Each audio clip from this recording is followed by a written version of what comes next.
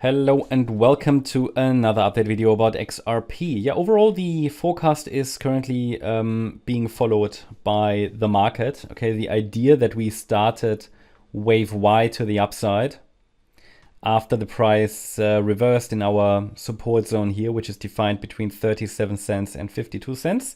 So that was a nice jump off point. There were several attempts, but only here the low on the 5th of July generated sufficient upside momentum for XRP to start the Y wave. If you have watched previous videos over the last few days and weeks, then you know that I've been calling out this support zone as crucial area to maintain, well, at least this interpretation, yeah, because any dip below the 78.6 retracement, any dip between or below 37 cents would have favored overall more bearish interpretations. This is the 78.6 retracement from the rally that occurred between the June 22 low and the July 23 high. So an X wave, even though it's part of a corrective wave, shouldn't really break below it, at least not sustain below it.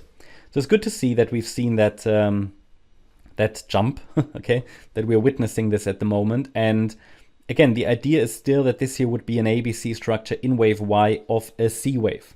So wave A to the upside, wave B to the downside, wave C to the upside.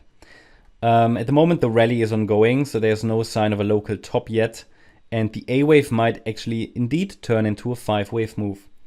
In the last few days, I've highlighted to you that the A wave so far only has 3 wave moves, or 3 waves. And that for further clarity that this is really bullish, we need 5. Now we know that XRP likes to avoid the development of 5 waves. So actually getting 5 waves, which we haven't got yet, it just needs a little higher, needs to push a little higher to possibly 70 cents. We're going to talk about that. That would add to my perspective that the market indeed is turning bullish or has turned bullish. I mean, I've been highlighting this now for, I don't know, a couple of weeks or so. That, well, first of all, there's a potential that they've turned bullish, the altcoins, and Bitcoin as well. But specifically, a few days ago, I mentioned it in the videos as well, but I put an announcement out as well that we see only shallow pullbacks. And people get disappointed again. Oh, there's no pullback when you said the pullback is happening. But that's exactly what I've been saying. Pullbacks might be shallow now. And I've tried to make you aware as soon as possible. Because when I see the first wave that should have given us a pullback, and it's not, that's a signal. And the pullbacks are shallow, they have been shallow, and therefore these charts should now be treated as bullish until proven otherwise. And especially the fact that XRP is giving us a 5-wave move, that is potentially something interesting. The next decent pullback should be wave B, but again, it can be shallow. Yeah, B waves can also be shallow. And then a C wave up, and I'm watching for a rally towards the $1.26 plus area. Where does that come from? It is defined based on the length of the wave W and the projected length of the wave Y. Often the Y wave has the same length as the wave W. Okay, doesn't have to have the same length, but often they have the same length, or the Y wave might even be a little bit longer. Okay, and this is all part of this overall Elliott Wave triangle, in which this here could have been an A wave of the triangle, this top in 2021. The move down could have been the B wave into the 2022 lows.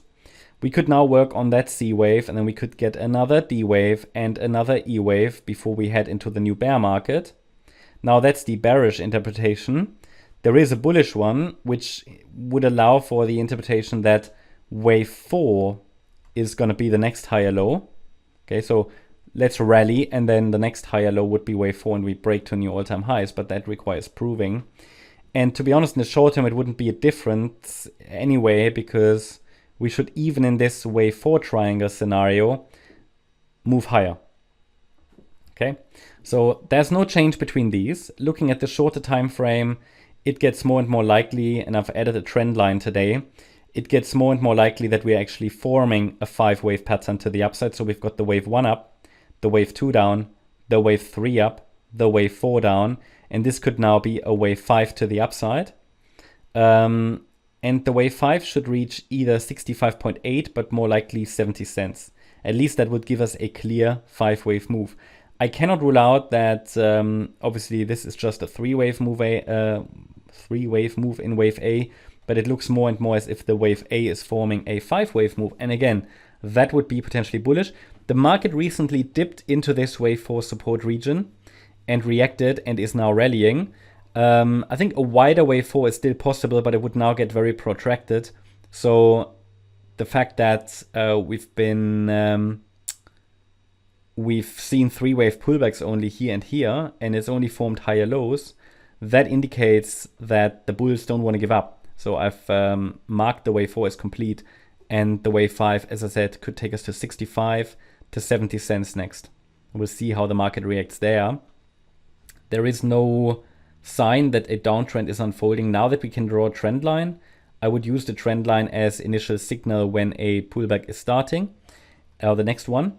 Again, there are a few ways how this trend line can be drawn, so it's not perfect. It's not perfect, I have to say.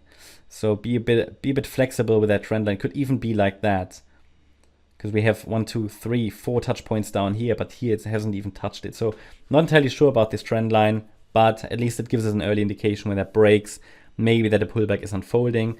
So we're now entering Fibonacci resistance. It's between 61.6 cents and 68 cents. There's also where a larger, let's say, target area is for the next wave to the upside. And it would be, again, 66 to 70 cents. These are just the next overhead fib levels to watch. There is another way of measuring upside targets by taking waves 1 and 3 together. Then we go to the low of the wave 4. And the 74-cent level is a key level there. So maybe I should put that onto the chart as well. But yeah, overall, promising price action on the XRP chart after a couple of reactions to the support regions. So that's my update about XRP. Hope you liked the update. If you did, please hit the like button, leave a comment, and subscribe. And if you really like the content, then please check out the channel membership. Also, make sure that you follow us on Instagram and Twitter for additional content. Thanks a lot for watching. Bye-bye.